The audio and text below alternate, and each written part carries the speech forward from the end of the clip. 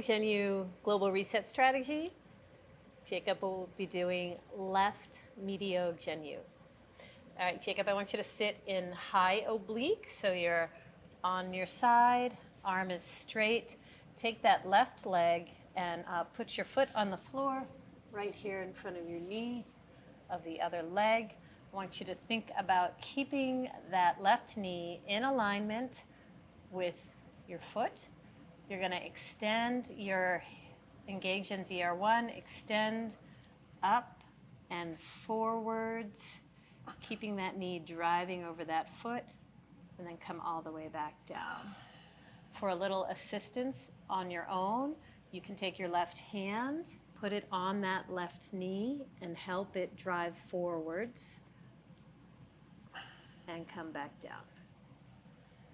That's basic Medio-Genu global reset strategy.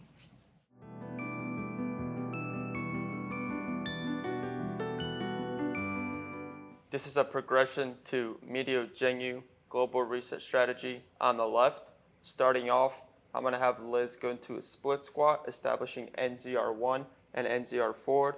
That foot tripod, big toe, pinky, and heel making contact with the floor. I'm going to have Liz shift her weight towards her front foot with her back foot coming off the ground.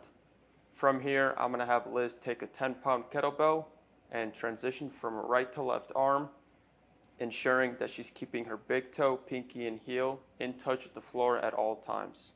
This is a progression to Medio-Genu global reset strategy on the left.